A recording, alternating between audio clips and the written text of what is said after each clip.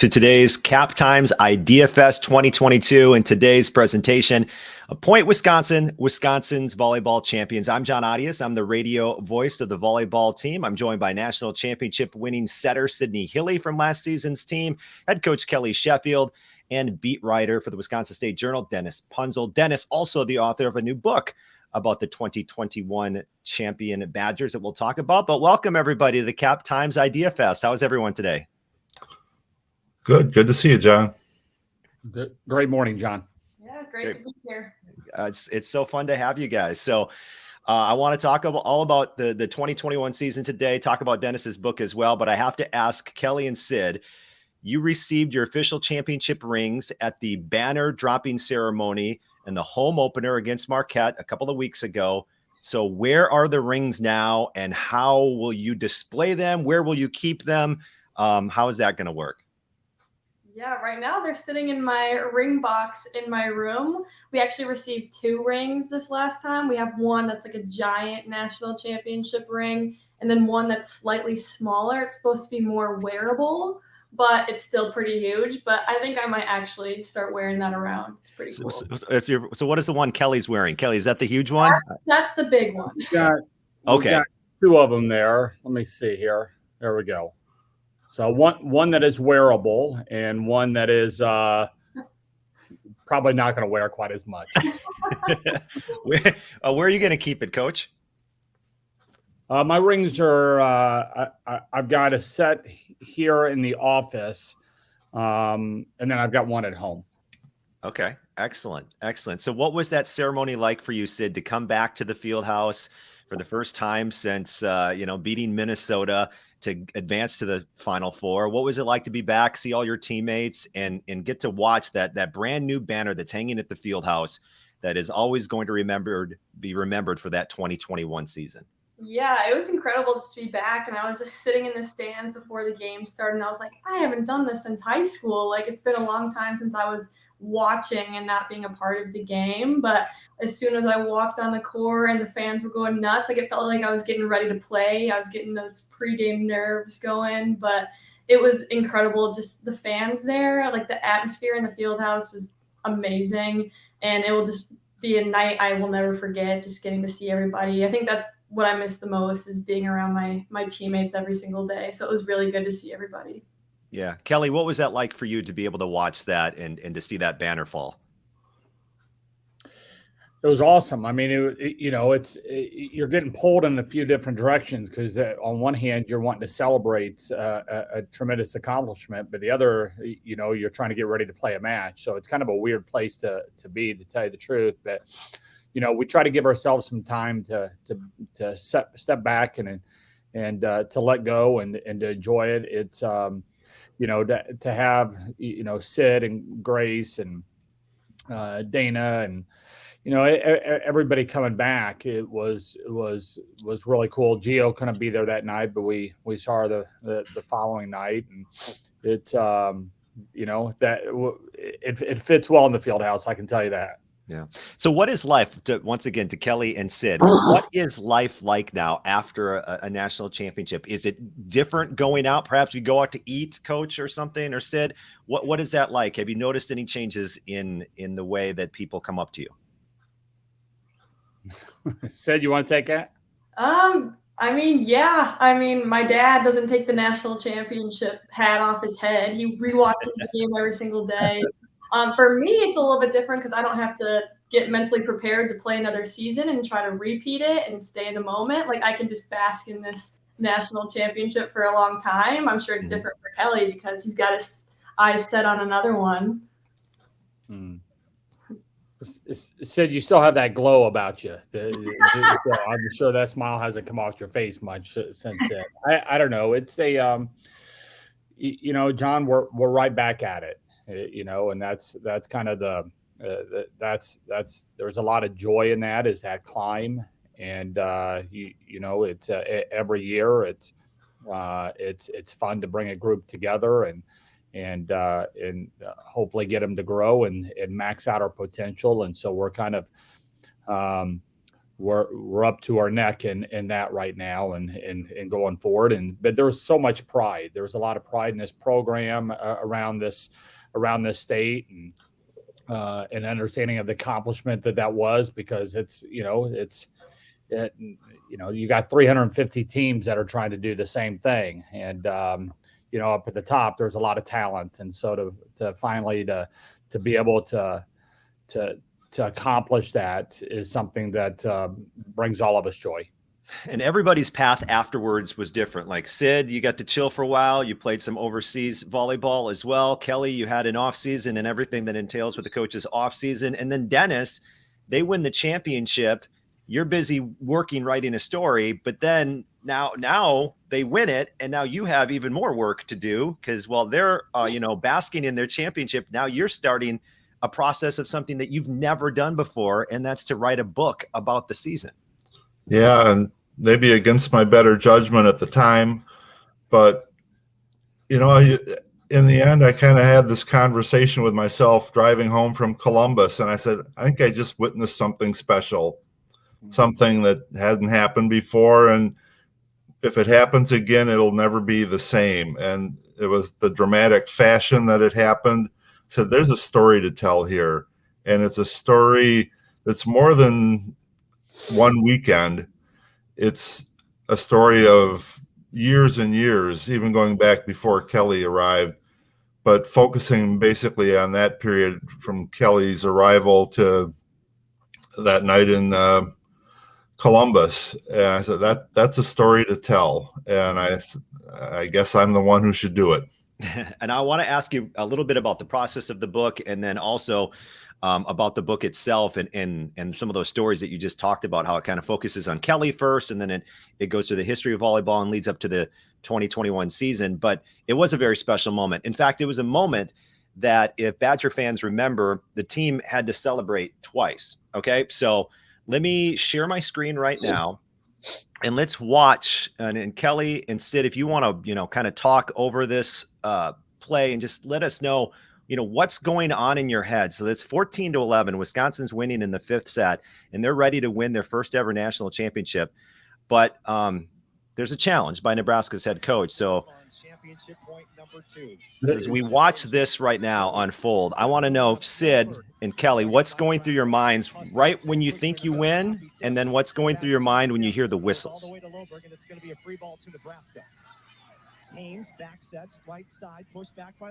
First of all, it's a heck of a rally going on. Right. Back and forth.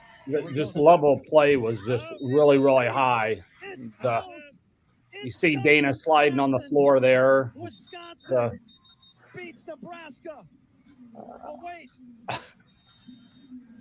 But wait, so there's a challenge called.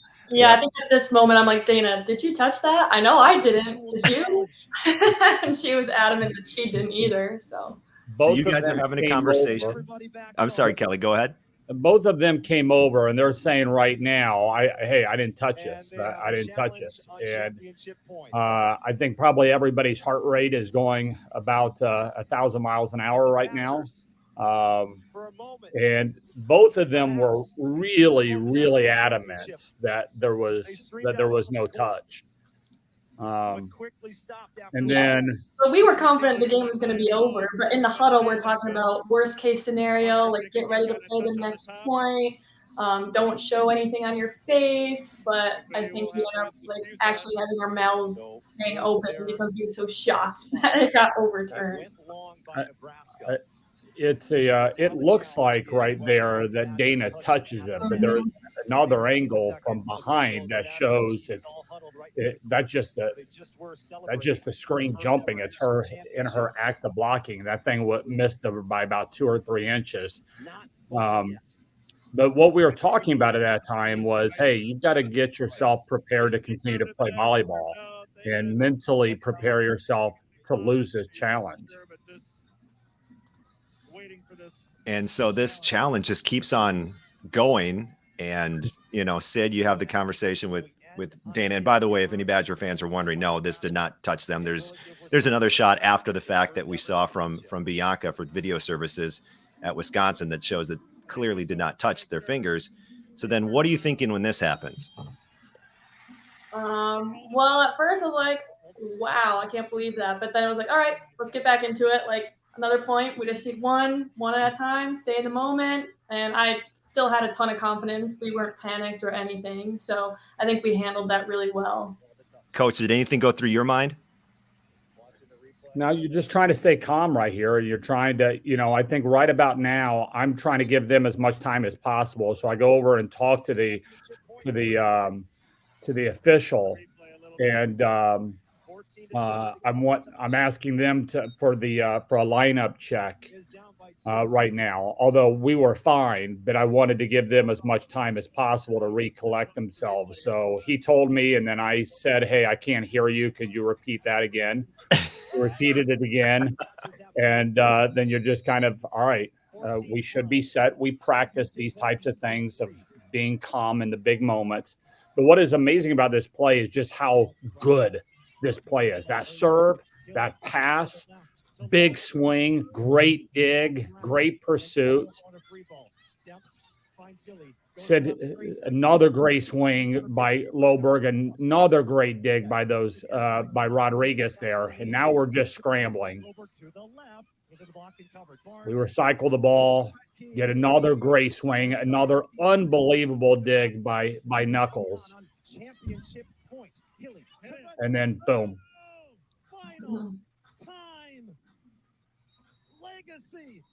And then you guys get to celebrate for real this time. Yeah, we were supposed to dogpile, but I guess that didn't end up happening. Take two. There was no dog pile. Yeah. Was there talk beforehand? Like, this is we're gonna dog pile, or is it just? No, I mean, I think when you imagine the national championship point, you just imagine everyone just dogpiling on the ground, but it just didn't happen that way. But it wouldn't change it at all. And you guys are national champions then. And have you guys watched that? Have you, Kelly or Sid? Have you gone back and watched the entire match? And how many times? Probably 5. Do you just put it on? Like, when do you put it on? Like, weekend viewing or? Yeah, just when I'm bored and I'm like, I want to watch some volleyball, and then why not watch this match? And sometimes you forget what's going to happen. You're like, wow, this is a great match. I wonder what's going to happen. Kelly, have you rewatched this at any point, just for, not for the coaching side of you, but just to enjoy it? Well, Dennis and I went back and sat in here as he was starting the book, and we watched every point of both Final Four matches. And I kind of talked through it, and he was writing all of his stuff down and recording it. And then I've got an 11-year-old that's turning 12 this next week that has probably had that match on 100 times. So there was a period of time that's what we were waking up to, was her sitting on the couch, waking up before anybody else, watching both Final Four matches. So it's been in our house quite a bit. So what were the key moments of that match that maybe the average fan wouldn't recognize, because we're more interested as the match goes on in the points and how they accumulate and how you win it? Is there a match that got you there, or a moment or a play that got you to where you're able to win that match? Sid or Kelly? Well, I think towards the end of the second set, Nebraska had a pretty big lead towards the end of the set there, and Dana just had 2 huge blocks that I think really turned the match around. I mean, that's the difference between going down 0-2 and being tied 1-1 right there. So I think that was a huge momentum shift and 2 huge points by Dana.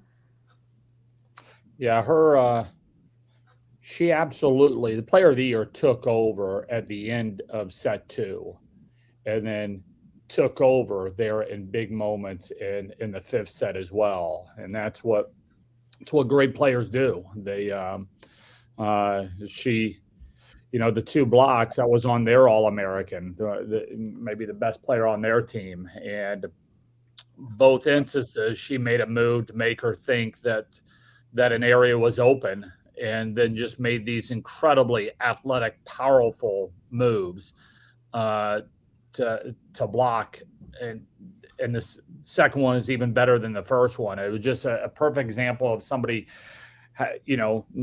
using their IQ, their head, being calm in the moment, reading the game, and then finally execution. It was really big. And then, it's there was another moment a little bit before that where Grace Loberg had just gotten aced, and it's something we talk about quite a bit is, how do you handle adversity in big moments? And she just got aced, and that took them to set point to go up 2-0 on us. And right after that, getting aced, she comes back, sticks the pass. Sid puts up a beautiful set right over the top of the player of the year and Dana, back to Grace, and Grace put it in a spot on the floor that she couldn't have walked over and put it any better. I mean, it was just that'll be one of my favorite plays as well. Sydney, what was it like to be playing in that match with, everything that's gotten you to that point, right? So the years of trying to win this national championship match, getting to the Final Four, and then you're the leader, you're on the court, you're directing an offense in front of a record-setting crowd to watch a volleyball match in the NCAA championship, plus a record-setting television crowd with 1.2 million people, and everything's on the line, and it's your final season. I mean, do you ever think about that? I mean, obviously, I don't know, maybe not. Did you ever think about just kind of everything in that moment and what everything was leading up to? I think I definitely thought about it like beforehand, like what this match meant. But then as soon as you step out on the floor, it's just like you got to just imagine that it's another volleyball game.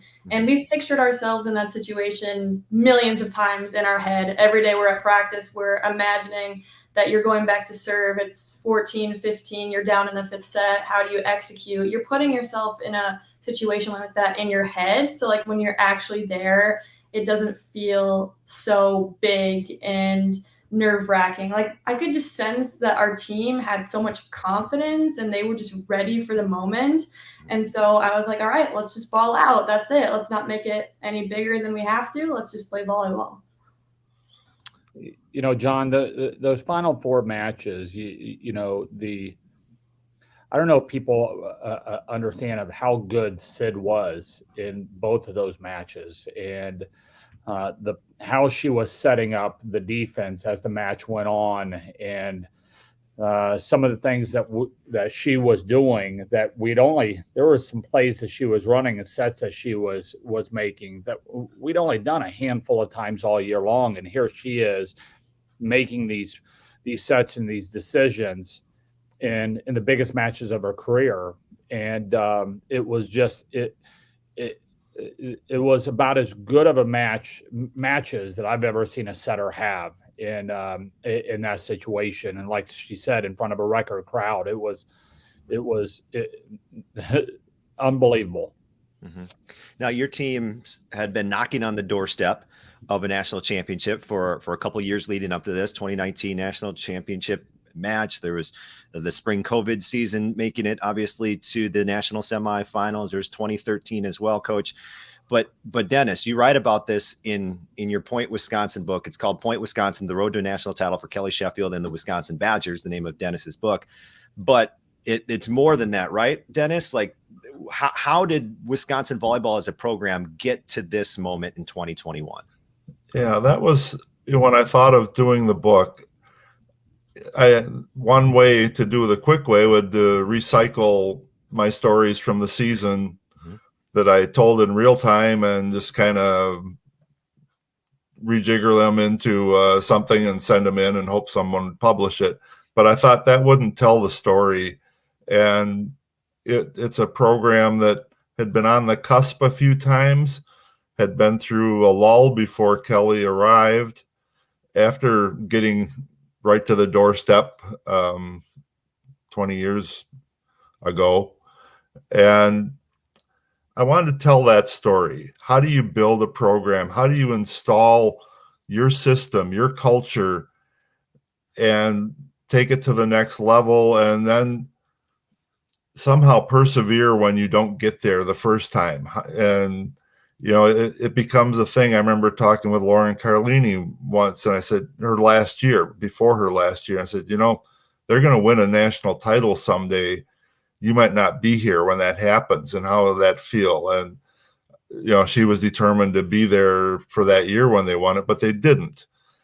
And sometimes that it felt inevitable, and yet it also, once you get there and it never happens, and you get there again, it doesn't happen.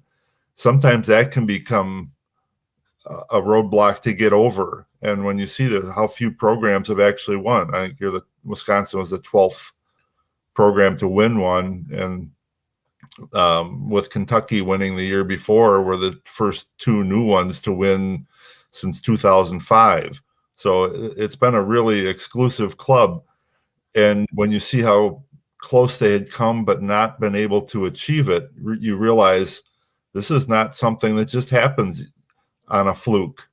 And it's also a program that, what someone might have said, if they'd won in 2013, there might have been a fluky element to it.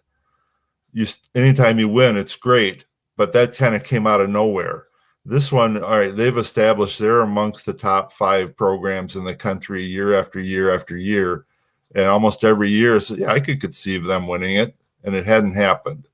But it was that whole story of, we can go into it. I know Kelly would have probably preferred if I hadn't gone into his story quite as much, but I thought that was part of what makes the story interesting. And he was kind enough to open his doors. And I had a lot of great conversations with people from Albany and Dayton. And that was maybe part of the most enjoyable part for me, because that's the part I didn't know other than maybe in an outline. Mm-hmm. I knew his career path, but I didn't know the details. And it was a lot of fun talking to those people and the loyalty they still feel. When I remember after the championship, and Kelly was telling me about a couple of the players from his first team in Albany who were in Columbus to watch. And I thought, that's when you've made an impact on somebody, where they've moved on in their life. It's 20 years later, and yet they still feel that connection and they wanted to be a part of it. And I talked to one of those players and somebody else from that a little bit later in Albany. And there's a lot of things that I found just really interesting in the whole story. Yeah. So a big part of Dennis's book is the first part, I should say, is kind of that coaching, those coaching stops for Coach Kelly Sheffield. You obviously read the book. Kelly, what were your impressions? What did you think when you started reading the book? Was kind of about your life, kind of like a life story to start? It's there's parts of it that you'd rather skip over when you're reading about yourself, certainly. But I think the one thing that comes through really well is Dennis really cares about his work. You know, you could feel that came out. It's when he finished, I got a text, and I was recruiting in Salt Lake City. And sorry, Dennis, I'm going to say this, but and he said, I just turned into my last chapter. So I picked up the phone. I called him. I said, what are you feeling right now? And he said, well, afterwards I cried, when I finished it. Well, I had a flight to Columbus, and the next day I get to Columbus, and he'd sent me it. Mm-hmm. And that night I go into my hotel room and I read the book. And I had the same reaction that he did. And then the ironic part about it is, reading the book in Columbus about a championship that we won in Columbus a few minutes, and I'm across the street from the arena at the hotel. So it was, it's cool. It continues to be really cool. I've had so many former players that have read it that feel like they, that are really huge Wisconsin fans that follow us. We had 2 Albany players a couple of weeks ago when we were playing at TCU that were there, and a player that played for me in Munciana that was also there. And, so many of them, it's one of those things that our current players just don't know, is how many people they take along for this ride. And it's not just people in Madison or people in the state of Wisconsin, but their outreach is far deeper than that. And there's a lot of players that I've coached along the way that I've heard since winning, but also have gone back and read Dennis's book, and that's been fun reliving some of those moments. Yeah. Sid, have you read the book yet? I think I'm on mute. Oh, yes, of course I have. Yeah. What'd you think of it when you were able to finish it? Yeah, there's actually a lot of stuff about Kelly's history that I didn't really know, but I love that there was a lot of stories about previous Wisconsin players because they are just such a big part of the program, even though they aren't currently there. And like a lot of the stories of them like build up our culture as it is now. So just having them mentioned because they are such a big part of winning this championship, like without them building the foundation, this wouldn't have happened. So I'm really happy that that could be recognized. But also, I think it's incredible, like looking at Kelly's journey, how much he's learned, how much he's put into this goal, the years and years that it's taken him to get to this point. It's incredible. Like it just doesn't happen like without all that work. And I just think it's such a dedicated coaching staff with Britt and Gary, all of them having their stories in there as well. I think was really important just to have them recognized for their part. Mm-hmm. Yeah. And, that this season, this past season and everything that's led up to this season, like you're talking about all the past players as well, is allowed these 7,000 fans. I'm in front of a virtual background of the field house of, 7,000 a night to come out and watch the team now. And Dennis, there's a lot about Badger volleyball fans around town. So what has been the reaction that you've heard from people who have been able to read the book? Well, it was fun. And that first book signing when the book came out and we did something at UW bookstore and Sid and Dana were kind enough to show up for that, and Kelly. And I know that helped bring 99% of the people. I think my family even came to see them. But I walked in about 40 minutes early because I get early. And there were people lining up. And I'm like, really? It felt like at the field house when they line up early. And then as the people were arriving later, and I'm hearing that they're out the door and down the block. And I'm saying, so this is something. This is probably a good idea that this happened. And that made me feel good that it struck a chord with this many people. And I knew there was an audience for it.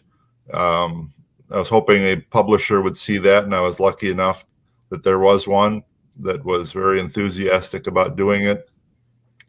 And so, in the matches, the two matches at the field houses, I've had people come up and want their book signed. The woman who sits in front of me turned around and with a book, and she had a marker to sign it with. And I was just like, wow, I'm not used to that.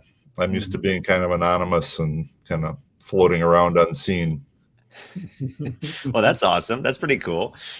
Sid, you mentioned the former players and the culture.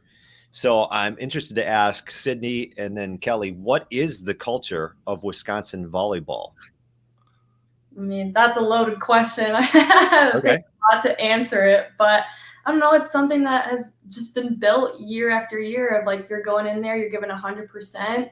We're gritty. Like, this is just what we do. We bring it. We play without fear, that kind of thing. I mean, there's a lot more to it, but just like the stories of like Demi Morales and Anne-Marie Hickey and Courtney Thomas, and you hear these stories and it's just like you want to like honor those people by having that culture stay through all the way. And I'm sure that the culture is still like staying that way, even though me and Dana and Barnes and Gio and Grace, all of us are gone. So it's cool to see how it evolves year after year, but still kind of like stays the same.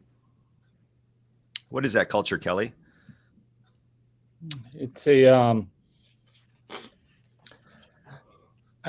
think at the center of it, it's love. It's love and passion for what they do, for the game of volleyball, for working to get better. I had this image of, when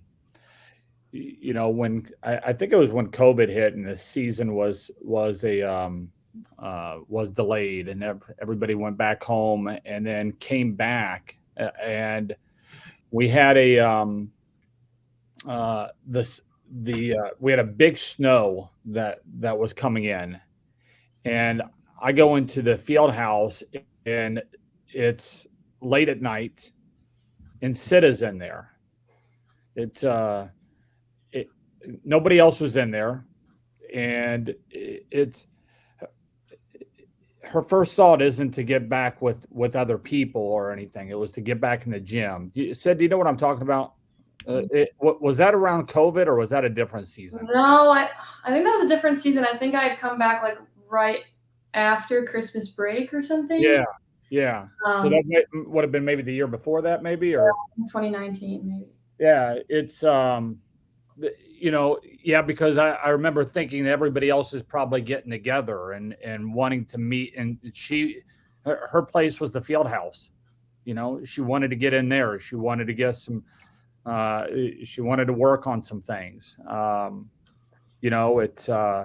I think people that I think the culture is people that dream big, that love playing the game. They love working towards big and doing hard things together, and then working towards a common goal. And that it's not about themselves. It's about doing hard things with other people. It's Sid is the epitome of that.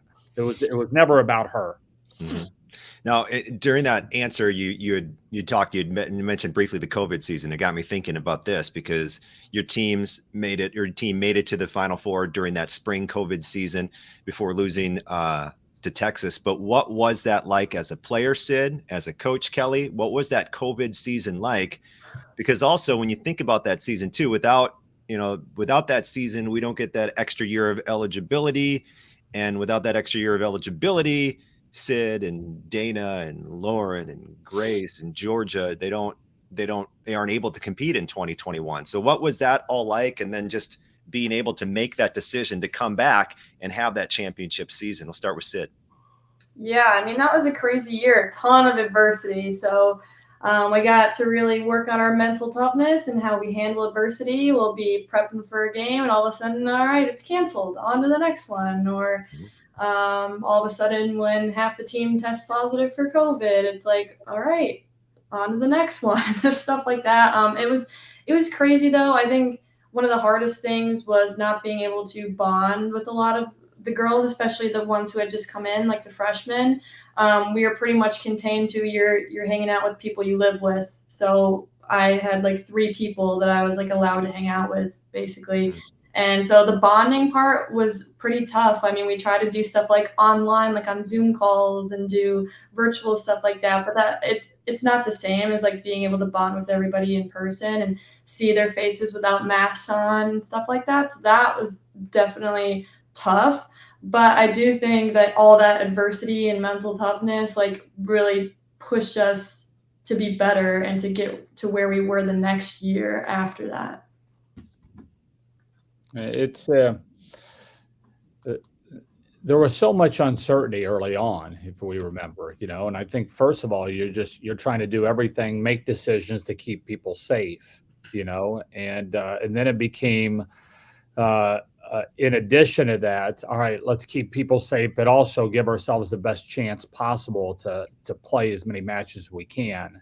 And I think that was a really big concern of the older players, is losing a year of eligibility and having the season canceled. So that there was a lot of stress, I think, that people were having to manage.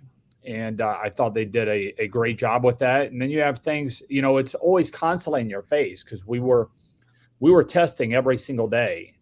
And there were, I think, 3 or 4 days a week that we're testing twice a day. And so it feels like you're constantly testing, waiting on results, testing and waiting on results. And that's, those were the days, and you're hoping that you're not losing anybody in that. So you're carrying an awful lot and trying to have plan B and plan C and plan D with practices and with lineups, and you feel a heavy responsibility, all of us did, of this group, that to give them the best chance possible.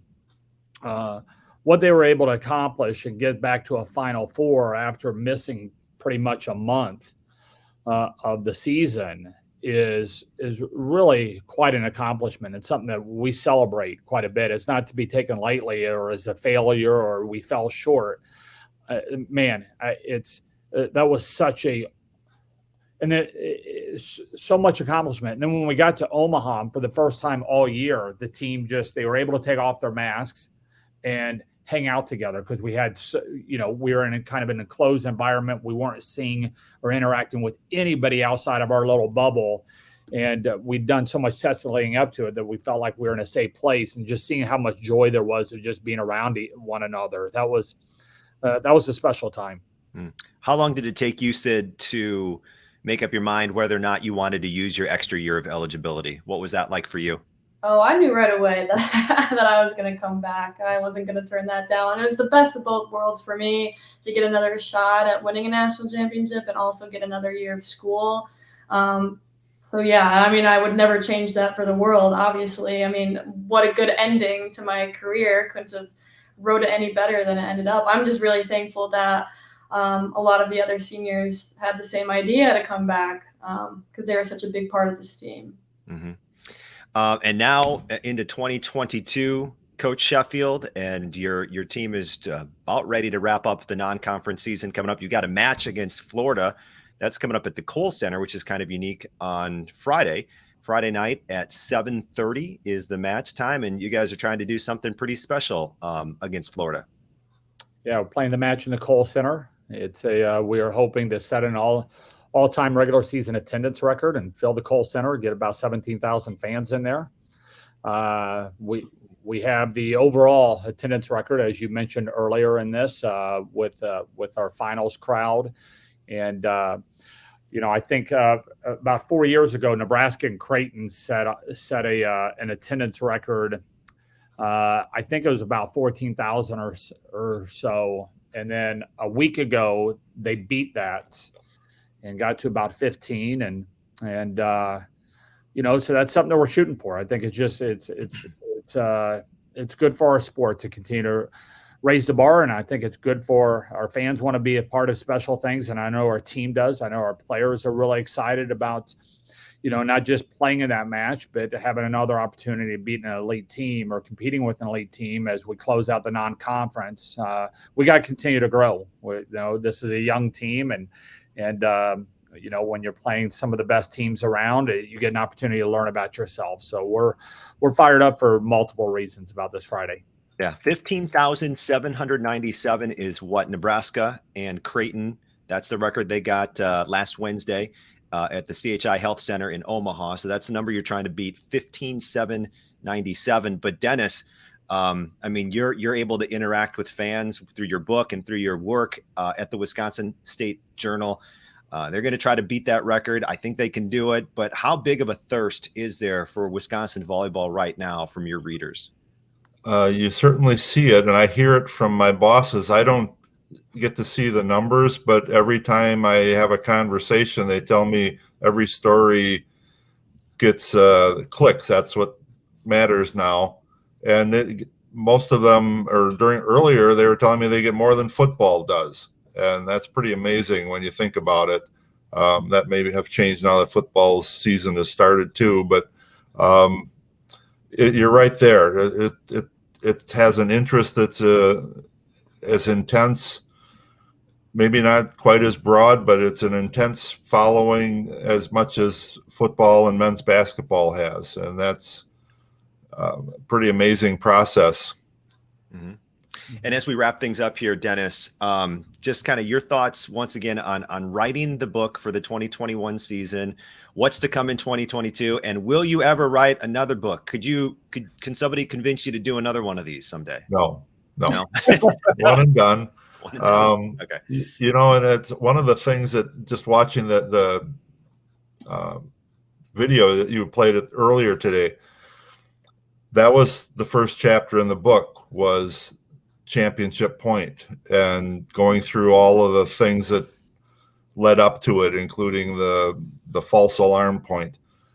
And then the last chapter was a breakdown of the Nebraska match from the first couple days that I went over with Kelly, and we sat through those. And as I'm starting to write that, it's dawning on me, like, how am I going to finish that when I've already told the finish at the very start? I was puzzling that even as I'm writing about the first set, and I wasn't sure where I was going to go, but I'll just keep typing. And I had it on the screen, I had it on my TV, which is just to my left here.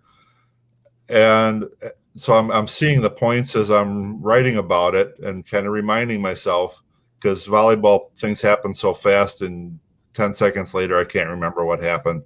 Yep. Yeah. And then finally, during a break, I'm just taking a walk around, and the last two lines hit me.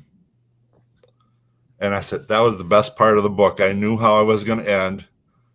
Sid got in both the start and the end of the book. And it was the highlight of the whole thing. That's the thing that, yeah, it was very emotional. Yeah. So that book, once again, for Dennis, if anybody wants to check it out, Point Wisconsin, the road to a national title for Kelly Sheffield and the Wisconsin Badgers. You can go pick that up at your local bookstore. You can find it online as well. Sid, what is next for you? I know you played overseas for a couple of different teams, if I'm not mistaken. Plus, you've got your degree in applied biomechanics. Did I say that? What is it? Biotechnology. See, I don't even know. What is that? What are you doing with that? Okay. So basically, I played overseas in Turkey for a little bit, and then the summer in Puerto Rico. Just finished up my master's in applied biotechnology around mid-August. And so I'm still looking at pursuing maybe Athletes Unlimited professionally, which is in the United States, which is a pretty cool league. And then also finally using my degree and start applying for jobs, becoming a real adult now. So that's always fun. All right. It does sound like a blast. Kelly, you're busy with the 2022 season right now. Yeah. We're we're just trying to get better. It's that's the fun part of it. I really enjoy being in the gym with this group. We've got 3 weeks under our belt. I think each week we've been a little bit better than the previous week. I think fans are really going to enjoy watching this group, grow and mesh together. They're passionate. They're trying to do the right things. So we've got new leaders in there that talk quite frequently of the group that they watched lead. Sid clearly being one of those as a 4-year captain, and they're trying to make their own mark. Mm-hmm. Yeah. I guess one more final question. What are you going to remember most about 2021? We'll go around the table here. We'll start with you, Sid. What are you going to remember most in that championship season? I mean, I think just the end of it, the national championship, point itself, the celebration after, I still go back to sometimes, just because I look at all my teammates' faces, all the coaches' faces, and just being able to see their joy and their happiness was just the best part, of making other people's dreams come true. It's a really special thing. Dennis, what are you going to remember the most about 2021? I'm going to go right there too, and knowing that you get a chance to document history, mm-hmm. and something that will stay with people. And that night, it went late, and the celebration postponed the post-match press conferences in an hour. Mm-hmm. And so I'm writing the story without any quotes. And I think, and I had sent that in, I thought that was it. And then I could do something for online and insert the quotes. And I did that, and it sent at 12:30. It was after midnight Central Time. And then I found out, no, they'd held the presses until that story got in. I said, okay, so this was important because the deadlines have gotten earlier and earlier. And so this was a couple hours they held so that it would be in the paper the next day with a complete story. So you're witnessing something special. You were there. You had to make a call that lives up to the moment. You got to do it twice. but we're part of recording history for people, and I don't take that lightly. Kelly, what are you going to remember most about the 2021 season? About a year before, all the seniors wanted to meet with me. We were meeting in a park, and they said, "Hey, they were thinking about sitting out the season because they didn't want to get into the COVID year, have it get canceled, and then their careers being done." That's how important getting a full season was to this group, and for all of them, so many of them to choose to come back and play an extra year, I think is something we should be celebrating as with collegiate sports, that their experience is such that they want to continue it. And then to put so many things on hold, their lives on hold, to continue this pursuit together, to win in the fashion that they did, and to see them celebrating on the court and in the locker room and afterwards, and to see the entire state of Wisconsin embracing this is, it just doesn't get any richer than that for me. All right. Well, thank you so much, everyone here, for taking time. And thanks to all those who were able to watch as well today's Cap Times Idea Fest and the presentation on the 2021 Wisconsin Volleyball Championship team. Thanks.